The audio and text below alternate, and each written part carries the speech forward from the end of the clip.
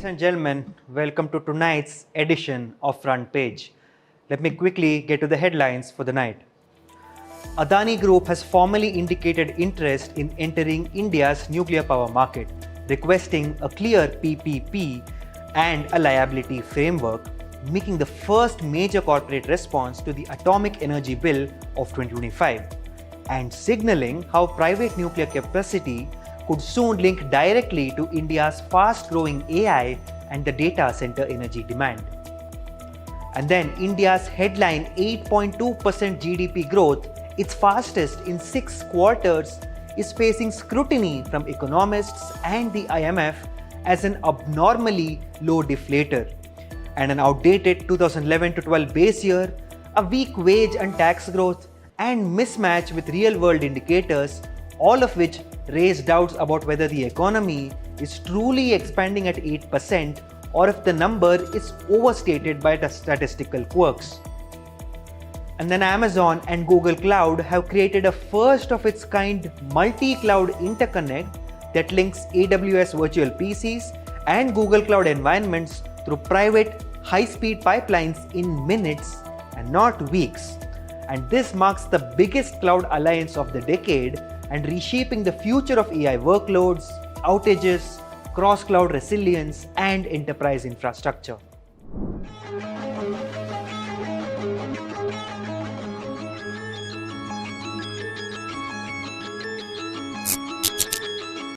And with the first news for the evening. Look, first, Delhi rewrites a 60-year-old nuclear law. And days later, Gautam Adani raises his hand. And if you connect that with Adani's plan to pour up to $5 billion into Google's 1 gigawatt AI data center in Vizag, you can exactly see where India's next power game is headed. That's energy plus AI plus nuclear. It's all on the same map, it's the same coastline and the same player. Good evening everybody, this is Front Page by AIM Network, India's video-first newsroom for AI, infrastructure and the new power games of this decade. Before we dive deep, make sure to like, share and subscribe to our channel. So just a few days ago on Front Page, we broke down a once-in-a-generation policy shift, which was the Atomic Energy Bill of 2025. This marked India finally opening up nuclear energy to private players, and this was about ending a monopoly that started with the Atomic Energy Act of 1962. We said then that nuclear is the backbone of the AI century. And India just opened the gates for its own nuclear industrial revolution. And tonight, chapter 2 of that story has arrived. Look, the Adani Group has officially signaled interest in entering India's nuclear power sector. Not with hype, but with a condition. Adani Group's CFO, Jugeshender Robbie Singh, has said that this group is very interested in nuclear energy, but will move only if the government creates a clear public-private partnership model. And of course, if all of the liability norms are properly defined. In simple words, it's we're ready to play, but show us the rules. He also hinted that Adani could take on projects similar to international collaborations where Indian infrastructure players partner with global reactor technology providers. This is clearly a trial balloon from one of India's most aggressive infra conglomerates right after New Delhi unlocked the sector. So on paper, this sounds pretty straightforward. So the government makes a public-private partnership model, private players build reactors, and India gets more power. But in reality, two words decide everything, which is the public-private partnership structure and the liability that the public-private partnership model decides, which is who owns the reactor, who sells the power and at what tariff, and who bears the construction risk, cost overruns, delays, and the liability further extends to, if there's an accident, who pays and by how much, and how much risk sits on the private balance sheet, or whether global reactor suppliers are even willing to come in India's current, civil nuclear liability framework, which has historically scared off many foreign players because it extends recourse down the supply chain. But for a group like Adani, the ask is pretty clear. They're asking for bankable PPAs, which is power purchase agreements, predictable tariffs, and capped clear liability so projects are financeable at scale. So until those rules are on the table, every statement will start with an if. Now here's where it gets really interesting, because Adani is becoming one of India's biggest AI infrastructure landlords. Because let's line it up, 2023, Adani announces a 300 megawatt integrated data center and a tech park in Vizag, and it's powered with up to 100% renewable energy, and it's tied to submarine cables and APAC digital routes. Cut to 2 years, in October 2025, Google partners with Adani to build a 15 billion 1 gigawatt AI data center campus in Vizag, its largest outside the United States. And now Adani says it may invest up to $5 billion into Google's India AI data center project through Adani Connects. So you have massive AI data centers on the Andhra coast, power demand running into gigawatts, and a government openly saying we want 100 gigawatts of nuclear energy by 2047, up from 8.8 gigawatt today. And the same group now are signaling, saying that we are open to nuclear if the PPP, that is the public-private partnership model, and the liability mathematics works. So listen, this is not random, because AI clusters need 24/7 high density and low carbon power, and solar and wind are intermittent. Gas is pretty costly and coal is quite dirty, and nuclear plus renewables is the only combination that can feed your 1 gigawatt plus AI data hubs. And of course, you have the hyperscale cloud regions where you have always on GPU farms and the industrial clusters around them. And look, Adani is already building the data centers, and the government is rewriting the nuclear laws. So essentially, tonight's signal is that we are willing to be the bridge between those two worlds. So here's a quick snapshot of where India is today. We have 23 reactors, 8.8 gigawatt in nuclear capacity, all operated by the NPCIL, and the target is up to 100 gigawatts by 2047. So the atomic energy bill of 2025 aims to allow private participation in nuclear power generation, modernize liability provisions, enable SMRs, Gen 3 plus and Gen 4 reactors with advanced fuels, and build a competitive nuclear manufacturing ecosystem. As Amitabh Kant recently pointed out, opening up space, drones and geospatial unleashed hundreds of startups and private players, and now nuclear is poised to become the next wave of that sort of liberalization. So Adani's statement is the first large corporate saying publicly that if you open the door properly, we'll walk in. But what could a nuclear AI and an Adani model look like? Because if this moves ahead, here's the kind of architecture you could see over the next decade. So you have a state or a joint venture company that holds the nuclear license. And then you have a global technology partner that provides the reactor design. Then Adani type infrastructure player builds, operates and maintains the plant. Then of course you're going to have long-term PPAs with the national grid, AI data center campuses from Google and others, the large industrial off-takers on the coast of Andhra Pradesh, which could literally mean that upstream equals nuclear plus all of your renewable parks, and the midstream situation is going to be high voltage transmission into the AI zones, and downstream you have 1 to 2 gigawatt AI campuses for Google, hyperscalers and Indian AI startups. So nuclear stops being just an energy story, it becomes the base layer of India's AI economy. And of course this isn't a clean fairy tale, because this raises serious questions. You have concentration of power. So how comfortable should India be with the same conglomerate controlling ports, power transmissions, data centers and now possibly nuclear? And then of course you have the regulatory capture. Can a private public partnership model contract be designed to protect public interest and not just corporate IRRs? And then of course, will private public partnership nuclear projects be held for stricter disclosure, audit and safety standards than what we've seen in the other infrastructure sectors? Then of course you have the tech dependency. So which country's reactor tech will these PPPs use? Russia, France, US or homegrown SMRs? And that choice has long-term geopolitical consequences, because those questions don't go away just because AI needs power. So where does this leave us? The government has made its move. opening the nuclear door after 60 years. And now Adani is the first major private player to step forward and say, once again, give us the PPP and liability framework, we're in. And at the same time, Adani is tying itself deeply into Google's $15 billion AI hub and India's data center boom. So put together, this looks less like a random bet and more like a deliberate play to own the backbone of India's AI century. The ports that bring in hardware and the data centers that run the model and the power, potentially nuclear, that keeps it all alive. So if the Atomic Energy Bill 2025 gets the balance right, India could be finally building a world-class nuclear industrial base. Power its AI, semiconductor and data center ambitions with a clean baseload.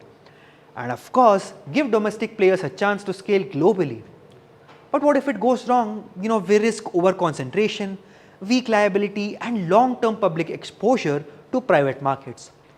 Look, for now, one thing is clear. The nuclear story we broke on front page last week was not a one-day headline. We're watching the first corporate pieces slide into place, and they're being placed by Adani on the same coastline where India's AI future is being built.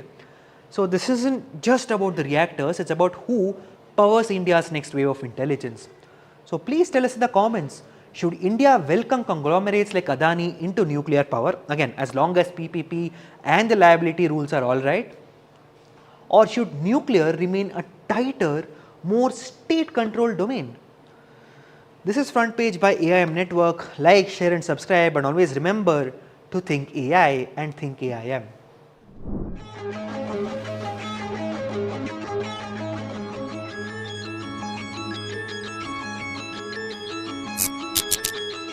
India just printed 8.2% of GDP growth, the fastest in the last 6 quarters. So the global headlines read that India outruns the world again.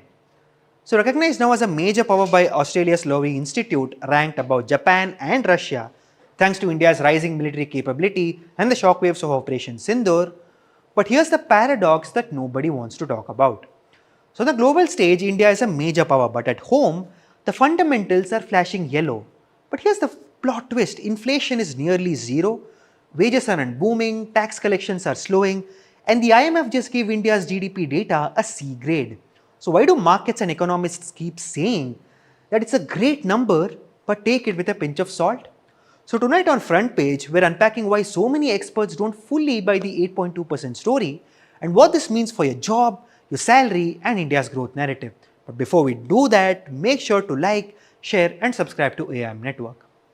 So on paper, Q2 FY26 looks like a dream. You have the real GDP at 8.2%, nominal GDP at 8.7%. So normally in a developing economy, nominal growth is 3 to 4 percentage points higher than the real growth because prices are rising faster. But this time the gap is just at 0.5%. But why? Because inflation has collapsed. CPI inflation in October stood at 0.25%, a record low. This means that wholesale prices are falling, food prices, especially vegetables, are in a free fall.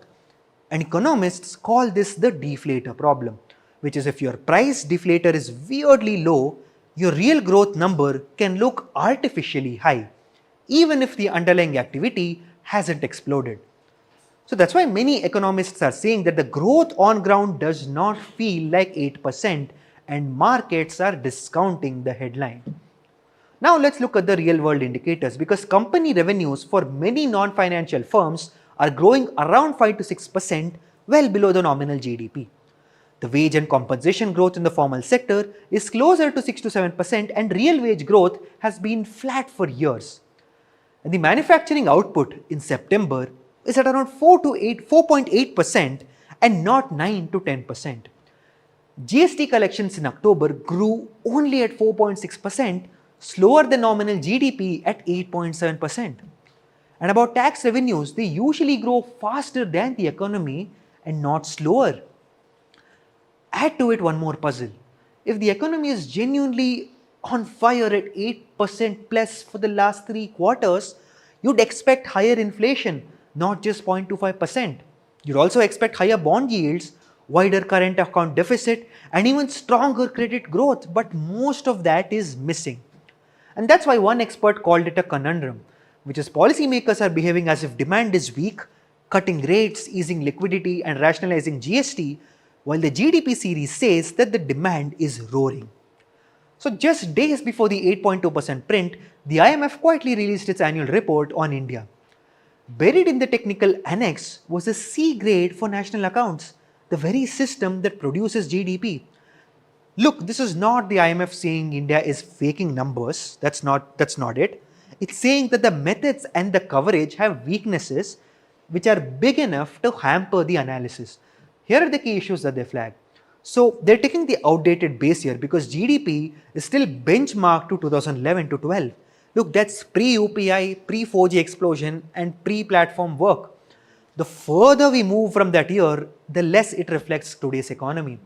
And deflators that don't fully capture reality because India still leans on wholesale price indices and simple methods where modern producer price indices are missing. So when inflation is unusually low, even small errors in the deflator can swing real growth by half a percentage point or more. Then of course they point towards the gaps between what we produce and what we spend.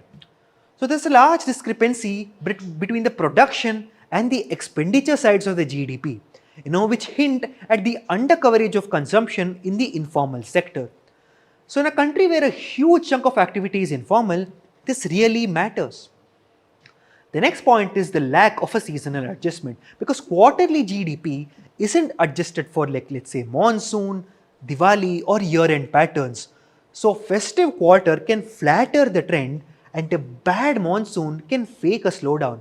So India has pushed back, calling the IMF's grading skewed and unfair. But both sides agree on one fundamental thing, that the statistical machinery needs an upgrade. But now comes the real question.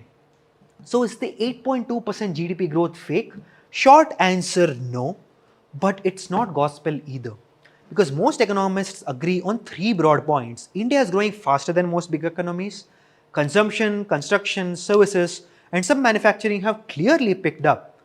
And the exact decimal 8.2 versus 7.3 versus 6.8 is less reliable because with deflator quirks, outdated base year, and an informal sector gap, that 8.2% is best read as strong growth but with a wide margin of error. So the risk map hasn't disappeared. 50% of US tariffs on Indian exports are already biting. Export momentum may slow once front-loaded orders are done. And labor force participation is also rising, which can also signal distress, not just opportunity, as more family members look for work. Look, let's get it right. Yes, India is likely still the fastest growing large economy. But the story is more 6 to 7% with measurement noise than a clean, precise 8.2% miracle. And for ordinary Indians like us, this debate is not an academic one. Because if nominal incomes are only growing 5 to 6%, an 8.2% headline doesn't pay the bills. Look at your salary hikes, hiring trends, and real wage growth, and not just the GDP charts. Then, of course, prices, ultra low inflation feels good now. But prolonged deflation in farm incomes and input prices can hurt rural demand and investment. And with inflation this low, the RBI technically has room to cut rates again, and some economists want at least one more 25 bps cut. But if growth is overstated, policy errors become easier. So as India aims for a $5 trillion economy and pitches itself as the world's growth engine, trusted data becomes a strategic asset. Because investors care as much as how you count as what you claim. But there is definitely a good news. A big overhaul is already in motion. We have a new base year, better price indices, and more informal sector coverage. And the next few years will quietly decide whether India upgrades from a C on paper to an A in practice. And yet, in the middle of all of this GDP debate, one thing is crystal clear. Global capital isn't turning from India, it's doubling down. As Blackstone's CEO put it just days ago, he said that India is the G10's fastest growing country, investing massively in infrastructure, markets, and its rising middle class. This is the place we particularly like. So here's our final take. India is officially the third most powerful country in Asia. We can agree on all of that. Then you have Operation Sindoor, rising military rankings, global influence, all pointing upward. Yet our economic reality feels quite split. Stagnant wages, collapsing inflation, weak tax growth, and an IMF C on a GDP data. Then you also have Blackstone CEO saying India is the fastest growing country in the G10. This is a place we particularly like. So, which India is real? The powerhouse the world sees, or the economy or numbers reveal? So, do drop your thoughts in the comments below. So,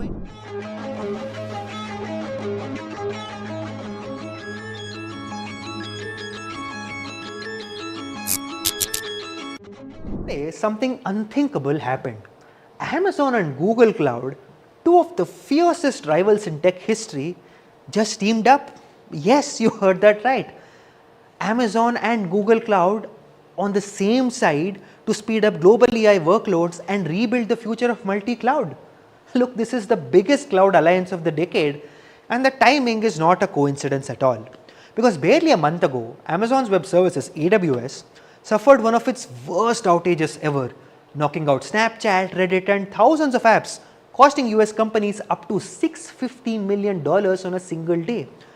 And tonight on Front Page by AIM TV, we break down why Amazon and Google suddenly need each other and what this means for the AI race and what exclusives we're bringing you directly from AWS reInvent event in Las Vegas, United States.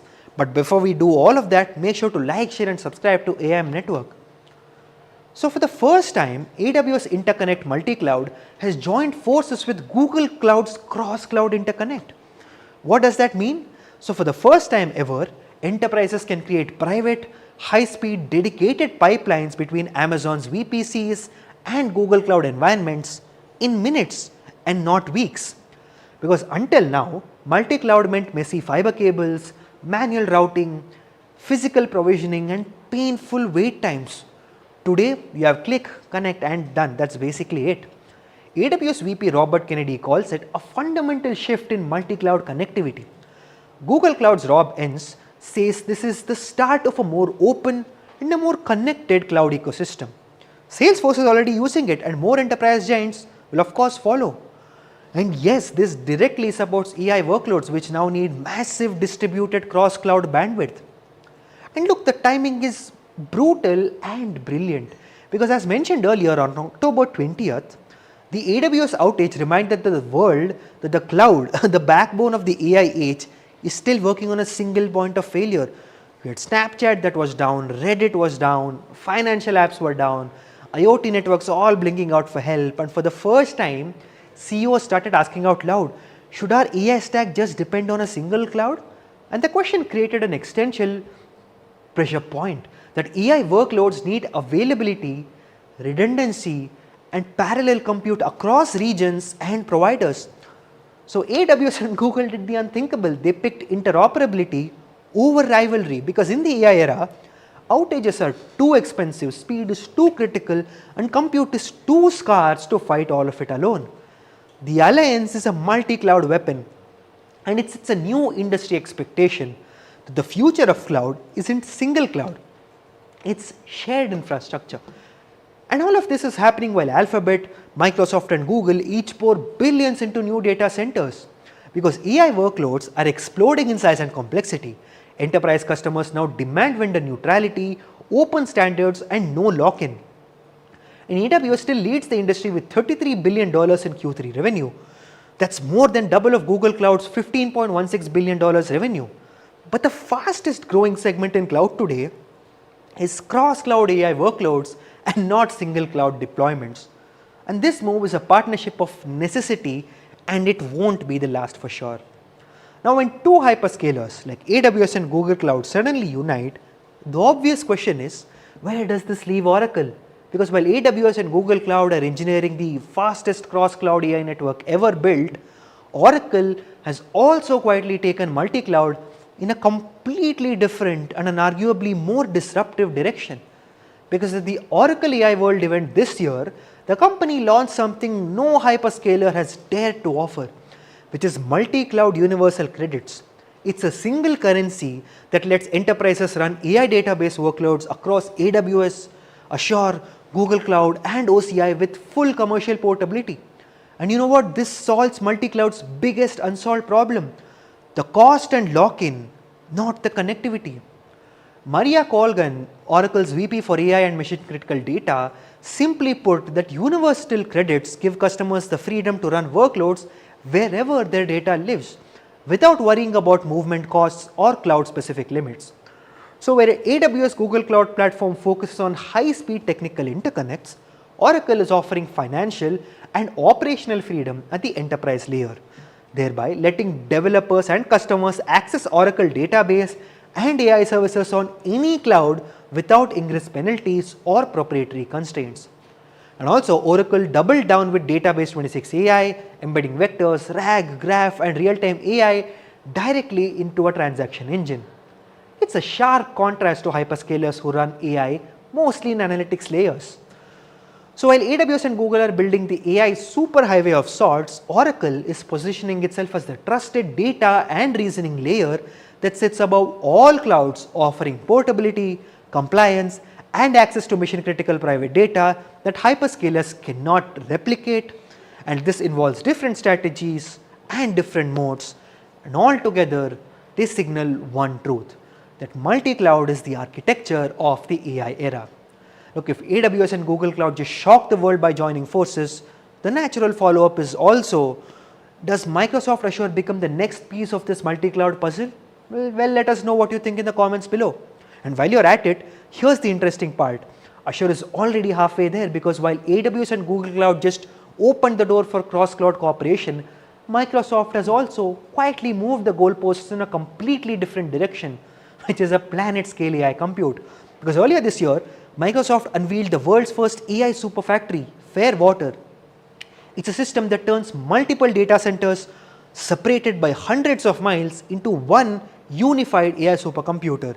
It's not a cloud region, not a cluster. It's a single virtual machine stretched across geographies. You have two sites, Wisconsin and Atlanta, now operate as one elastic organism with hundreds of thousands of NVIDIA Blackwell GPUs and 12,000 miles of new AI fiber, 5+ million optical connections and 800 gigabytes per second GPU to GPU bandwidth, and of course a closed loop cooling with near zero water waste. This is model parallelism at a continental scale, built for trillion parameter models, synthetic data regimes and next gen agentic AI. Satya Nadella described it as a fungible global fleet where any workload can run anywhere with maximum performance. So while AWS and Google are solving multi-cloud networking, Microsoft is solving something more fundamental, which is the physics limits of AI training itself. So if a future of multi-cloud standard emerges, Microsoft has the strongest incentive and the infrastructure to join, because Azure already manages the third-party clouds through its Azure Arc, and it's also the home to OpenAI's largest training jobs. And remember, Fairwater is designed to scale across states and eventually continents. So what Microsoft needs is interoperable networks to feed its global AI fleet. And that means the real question is whether Microsoft joins multi-cloud interoperability wave. It's when it decides to do so and on whose terms. Because the moment Microsoft plugs in its AI superfactory into the open multi-cloud standard, the competitive landscape just changes overnight. Because this mega announcement dropped during Amazon's AWS reInvent 2025 event, which is the company's biggest AI and cloud event of the year. And here's what you need to expect, because agentic AI is everywhere, and Amazon's Connect is already rolling out agentic self-service, agentic assistance and multimodal voice agents powered by the Novasonic model, DeepGram and 11 Labs. So we can expect deeper integrations across SageMaker, Bedrock and Amazon's developer stack. And of course, we can also expect AI infrastructure expansions across more regions, more sovereign cloud offerings and more specialized hardware for AI agentic workloads, and possible new disclosures on the Trinium 2 and Inferentia roadmaps, and multi-cloud as a first-class citizen. Because remember, today's AWS-Google alliance is likely just the beginning. So let's all watch out for new interoperability standards, new networking APIs, more third-party clouds joining the open spec on GitHub. And remember, real-time AI, speech AI and autonomous contact centers powered by DeepGram and Amazon Connect is already a huge setup. So it's fair to expect that more moves can blur the line between software automation and full AI agents. And the good news is that we're on ground at the AWS reInvent 2025 in Las Vegas. Our AM network crew Sanjana Gupta will bring you exclusive interviews with AWS partners and enterprise adopters. Of course, with all the breaking news from keynote halls, agentic AI demos, and a full no fluff breakdown of how this AWS Google alliance reshapes the AI ecosystem. So if you want the truth behind the cloud wars, stay tuned. And that, folks, wraps up the front page for tonight. Make sure you like, share, and subscribe to our channel. And always remember to think AI and think AIM.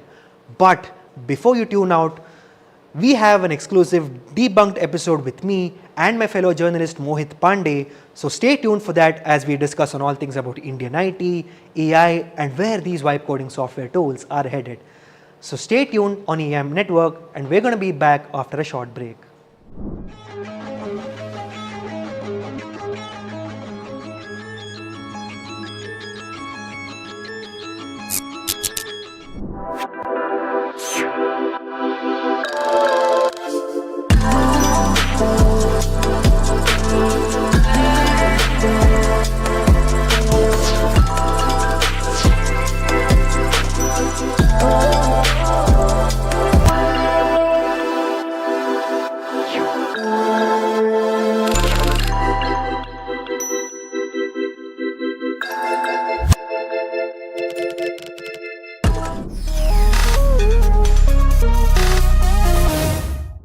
Welcome back, everybody, to AM Network's live stream, and we're back with another episode of Debunked for tonight. Joined with me is Mohit Pandey.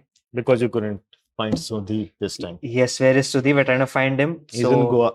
He's in Goa attending the MachineCon 2025, an invite-only exclusive event for all the GCC heads across the country. So do check out our coverage of that event on AIM Network. So back to Debunk, Mohit. What we're going to talk about today? So there's this interesting phenomena, a thing going on in Indian companies, where basically developers are now being forced to use AI tools like Cursor and Lovable. Oh, okay. So I spoke to one of the developers from an AI startup in Bangalore. I can't name it, obviously. So they said that their company, including their CTO, their AI head and everyone, they're just using Cursor and Lovable to make prototypes and then using it for production as well. I think that shift is pretty weird because a few years ago or a few months ago, you had developers wanting to use AI, take these shortcuts, and then people saying don't use AI. And then what's the shift? Have tools gotten that good all of a sudden? Tools have gotten good, as I think we covered it last time as well, that Gemini is good, Cursor is getting Claude, good. Claude 2.5 has come out really good. I think it has a soul as well. I think we'll talk about it. Let's see. Okay. But what the interesting thing about this AI startup, I'm not sure if it's an isolated thing, but the manager basically told the developer, whatever coding you had to learn, you learned it in college. Now is the time to build and ship. So now basically a person who's coming out of college, joining a company as a fresher, they can't learn coding anymore. They can't learn anything. They just have to use AI tools. That's true. But I think that's, Mohit, also, I think that's also a luxury that you get, that you can expect from a developer who knows the fundamentals like really well. I think just knowing what can go wrong in vibe coding or understanding the failure modes of vibe coding. I think I think that logic will apply well. But do you think developers should have a choice? I think developers, see, some of them, like many people I've spoken to say that, you know what, I use an AI tool for coding. I spend a lot more time verifying it. Yeah. As opposed to me just using my experience and just writing the code myself. I think it boils down to what the developer's strengths are. I think if he's someone who's like accustomed to years of process, he knows what algorithm works best. Yeah. I think that depends upon what the coder does best. But I think if you know someone who can identify the failure points of a vibe coding tool, in your team, and then you're using these vibe coding tools, I think that combination is going to be really good. That all is great. But imagine you enter into an AI startup, you enter into a company in Bangalore. There's one more layer to this. So basically, the company is also not giving the pro subscriptions for this. They're asking the developers to buy the pro subscriptions. Okay, that's obviously and then not fair. maybe we'll reimburse it later.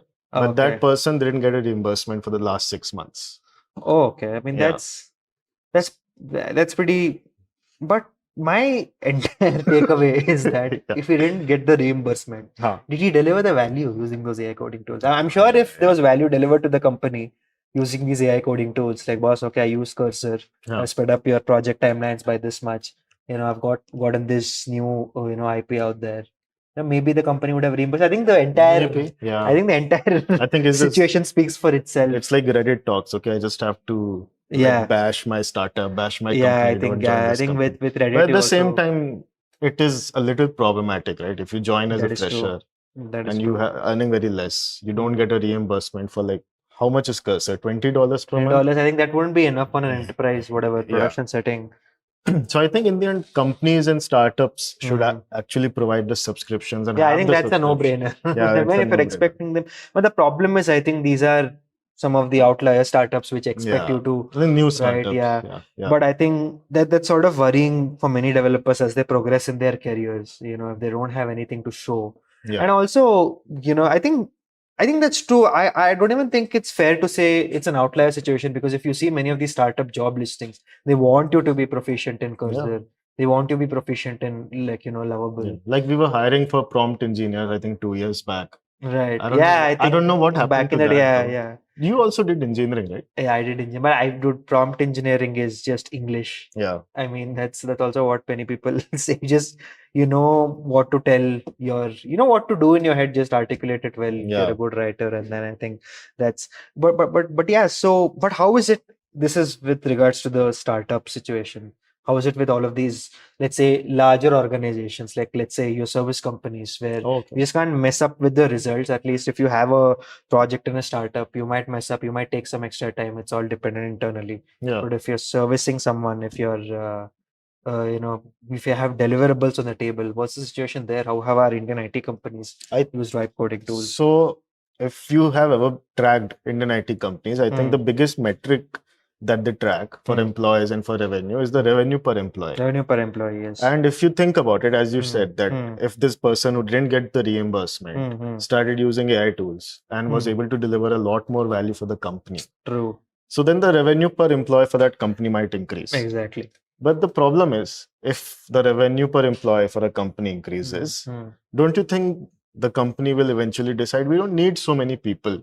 Exactly.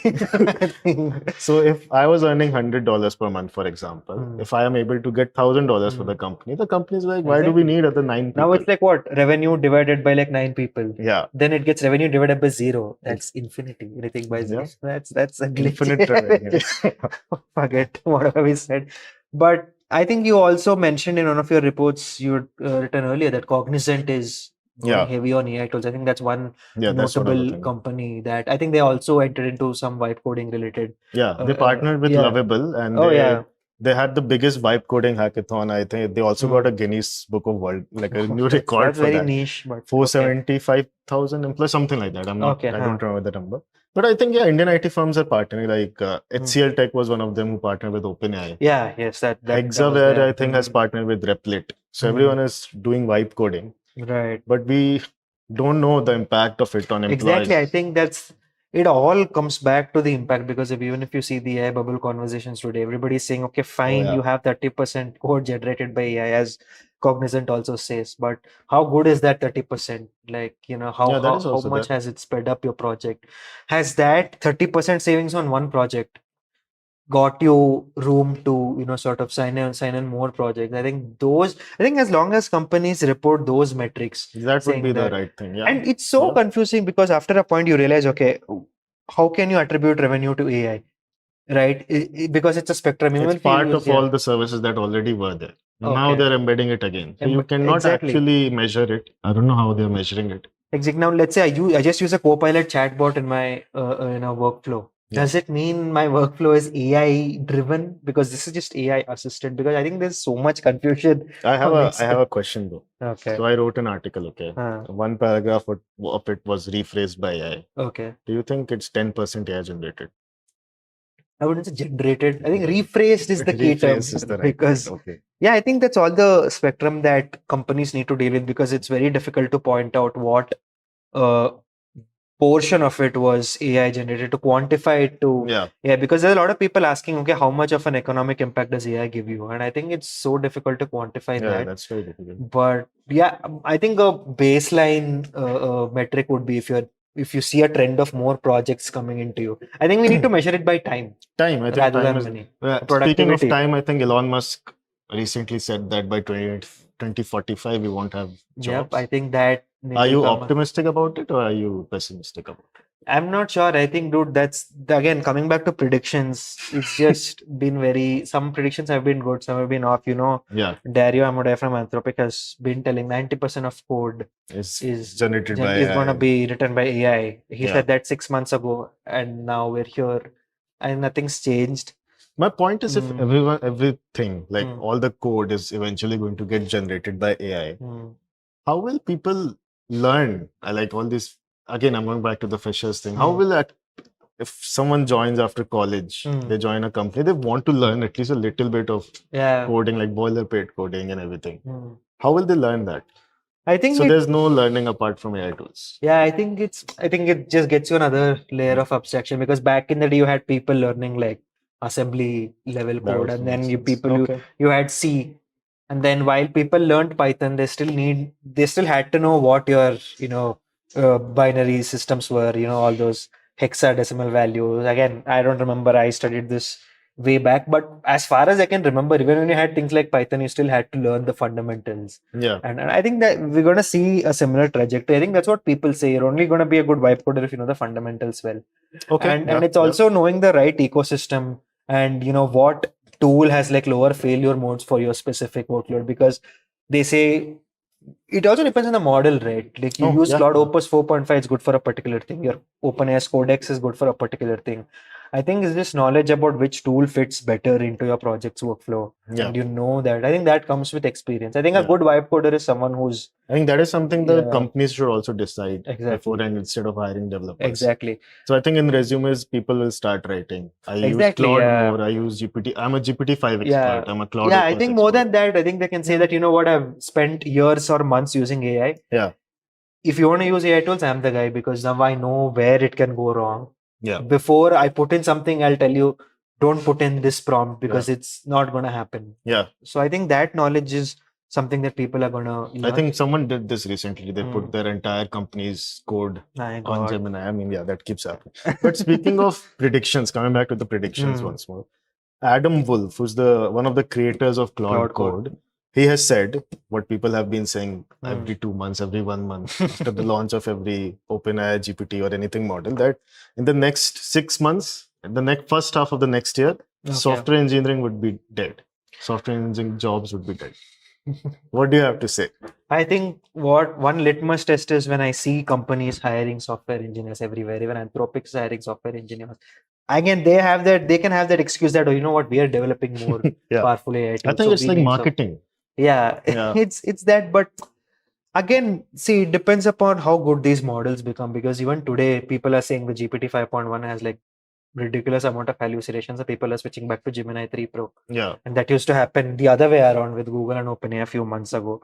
So I think we've seen a list of predictions from the last 2-3 years, at least in the last 2 years. Yeah. I think it's just better to take it with a pinch of salt.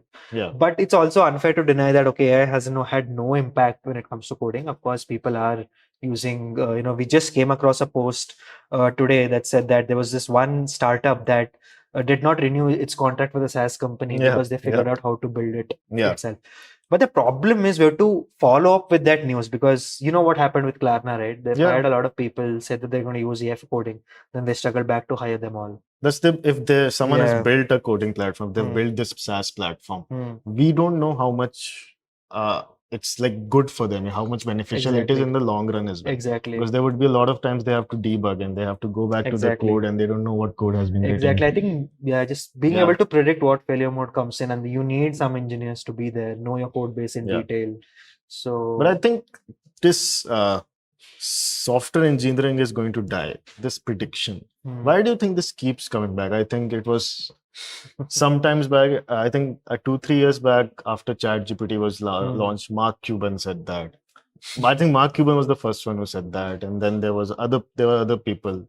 Andhra Kapathi didn't say that software engineer is going to die. He said future of coding is just tab, pressing cursor. So I don't know how it will go on, but I think there are like two misinterpretations of one. The first one is, I think when they mean coding, I think they automatically mean all of these repetitive tasks that come out. I think software will shift more towards research. I think that's also what Ilya said recently. We're gonna have more and more like research coming out. I think your talented coder in your team, the whatever brains he has to write an efficient line of code or an efficient program, whatever creativity he has, I think that is going to shift towards research, I'm guessing. Okay. I think maybe stuff that AI can handle right now. They're going to put it out to that.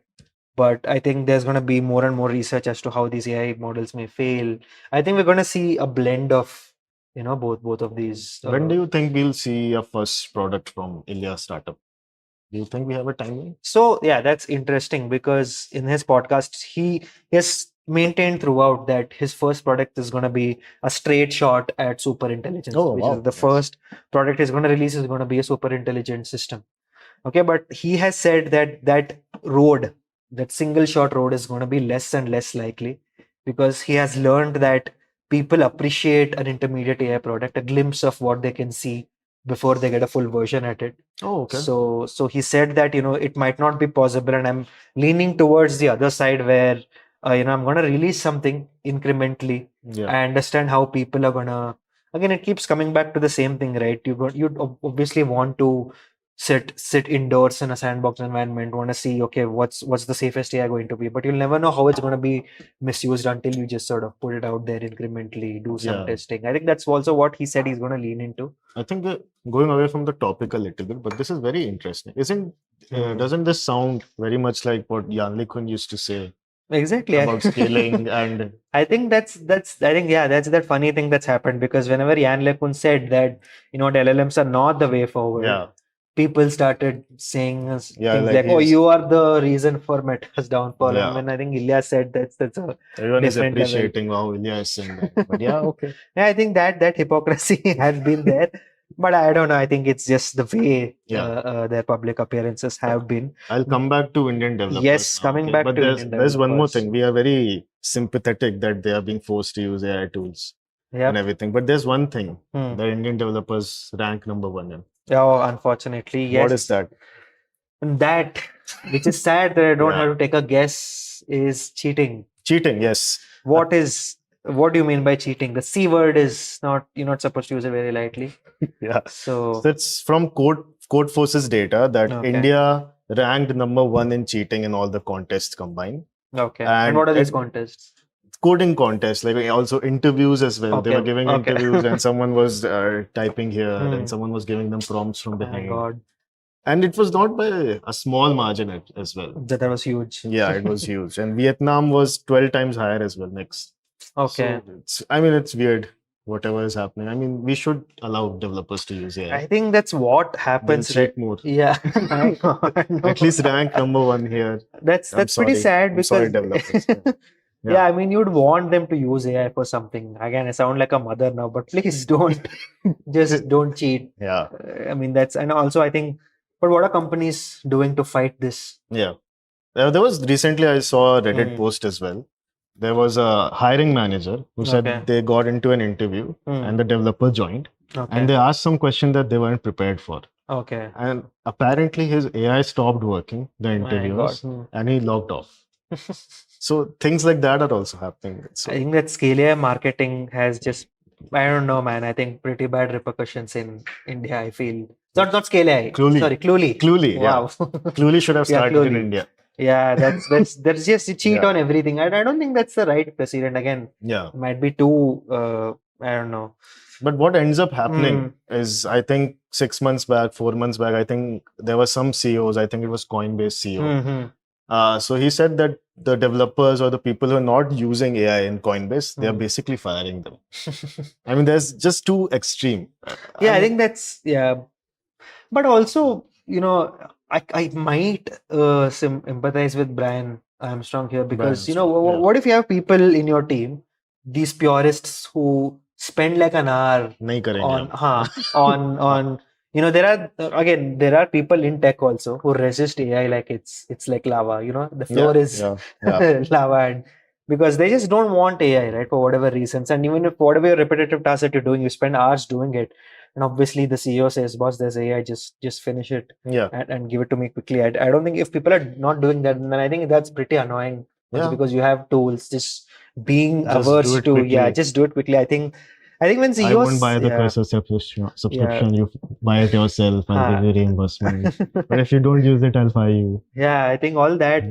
But also I think I'm sure there's going to be a lot of details that these people would have missed seeing. I think when Coinbase CEO, when he said that I'm going to fire people who don't use AI, I think he should have also explicitly mentioned as to what he means by that. No, but for Coinbase CEO, the company already bought enterprise subscriptions.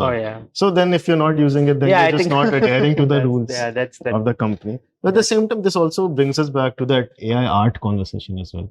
Some artists are like, they don't want to use art. Some want to use art. Some of them, there are a lot of people who want to use AI for art. In the future, maybe 5 years down the line, all these art that is not created by AI might be more valuable. Yeah, exactly. So maybe developers who are not using AI, who are writing code by manually, will they be more valuable? I don't think so, because it's also the reason that you need to know as to why they do it. Okay. Why they do it manually. I think if they're just AI averse developers who do it manually, I don't think that makes sense. But if they know, I think, okay, this is when, I think, as I mentioned again, this is when I use Lovable. This is when I not use. I know this prompt is not going to work on Cloud Code. I'm not going to do it. And I know that, I need to protect my database. Maybe like Superbase isn't just enough for me. I think knowing the limitations of these tools is going to be a huge advantage. That's not us saying it. We've spoken to a lot of people who said that. And I think many industry leaders we've spoken to for our journalistic endeavors have said that, we use AI. That's not deep research, no? That's not deep research. Listen, we don't do deep. We talk to people every day. I think that's... so I think they've told us we use AI. A lot of developers around us. It does, like, this IT company CEO that I spoke to a few weeks ago told that they have a verification agent built via Cloud Code. Oh, that's nice. Right? That just fixes easy bugs by itself. And it tells you the hard parts. I'm not going to do. I'm going to let a senior developer handle it. And they've tested it enough that the small bugs are easily fixed. I think the most successful companies who are going to use AI tools are not going to be the ones who use it out of the box. They take Cloud Code. They ensure that, okay, these are my system prompts. This is what my company is strong at. This is the developers I have. These are my tasks. I think that's also why people are hiring AI automation engineers. And of course, on the other end, you have forward deployed engineers. I think I was also speaking to one of the startup founders. He's a young guy. He was also very optimistic about using AI tools, and he also tells his employees, encourages them to use AI tools. And he said that like, contrary to the people who are saying that we're not able to learn coding because of AI tools and everything, he said that people are now able to use AI for better tasks and also learn because of that. They're able to debug things because of that. New type of debugging. They're just not spending time writing. They're going back to the code more. Exactly. I think you got to tie the loop somewhere and say use it like let's say how we all use Wikipedia, right? I think we don't know how to do anything, just go to Wikipedia, learn what it is. I think that's all what we did in school projects. I think if you close the loop and if it helps you become a better developer every day, let them explore and not just take it at face value, right? If Lovable has done something quickly, you got to go at the back end. I think for critical applications, if it's some cute cat animation video, then probably nobody cares. Or if it's some these hobby projects, I'm gonna build a meditation app for myself. I think those things astrology app. I think that's the. But I think covering all this, the one thing that stuck with me was at Bengaluru Tech Summit, Abhishek Singh, that's where the India AI CEO. Yes. He said that all these coding tools from Google, OpenAI, are one of the biggest threats to Indian IT employees and developers. I mean, I kind of understand why he's saying that, but why do you think he's saying that? Are these Indian IT employees just basically coding and they can be replaced by AI agents, coding agents? I think, the kind of work that historically that many junior level engineers do, they're saying it's replaceable. Now we've also seen a lot of people in bench. There's like excess talent.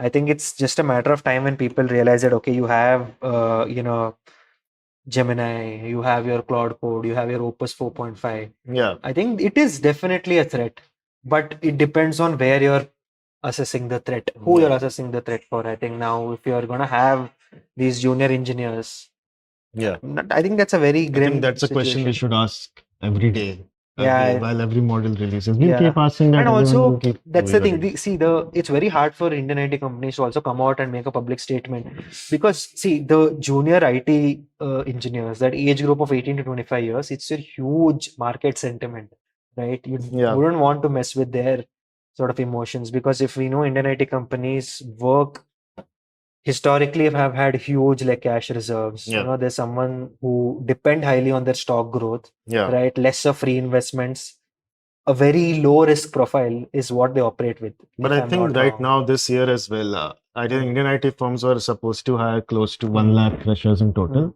and that they have only achieved, I think, 25-30,000. Exactly. So I think those are signs. Those are signs that but you're obviously not going to come out and say that, we reduce hiring because we're using AI, because that's not the sentiment you'd want to put out to. Exactly. Because, everybody is behind. Meanwhile, in the West, Google, Microsoft CEO, they're all comfortable saying, we're laying off because of AI. People. But in India, we can't do that. Yeah, we can't do that. I think that emotion, because the engineering population is like really high. I think that has a lot of downstream effects. Yeah. And when you realize that, okay, people are not going to get more jobs, people are not going to earn salary, people are not going to be able to buy stuff. That has that ripple effect in the market. Again, I'm not a market guru, I'm just speculating things. So Suprit, looking at all this, what do you think are the future roles going to look like? You said forward deployed. Yes, I think that's one key thing. And I think the first part, forward deployed engineer, I think that's someone who understands what is a forward deployed engineer. I think in simple terms, someone who is an engineer, knows how to code, but also understands the product requirements well, talks to the customers on ground, asks them what your problems are, relays it back to your team. Someone who does the sales plus engineering part. I think that is going to be the future, because now, assuming development is going to be easier with AI, your next task is to know what a customer wants. Because I keep saying this again. Once Henry Ford said, Henry Ford, the guy who started Ford Motorworks, he said, if I ask people what they want, they would say, I'd want a better horse, but they would never say a car. Oh, right. Okay. But if you ask your clients like, hey, I'll understand your problem, then you suggest them this is the application you need, right? They wouldn't know what exact application that they would need to solve their problem. You as a forward deployed engineer understand the problem well. You'll sit with the company, you'll discuss the problems, and you'll give them solutions. Yeah, this is your problem. This is and then you. It's like the Palantir kind of a model. Exactly. I think they championed that first. You don't just give them out of the box solution saying that use Lovable. You say, okay, you know what? You're a database heavy company. You're a privacy first company, and you want productivity. I'm going to get you an AI tool and a workflow that works with the. Again, a forward deployed engineer is just a fancy term for someone who knows that. What does Palantir do? Palantir is the cursor for war. I will watch this video. We'll watch. Yes, and of course, what is the other type of engineer that you say?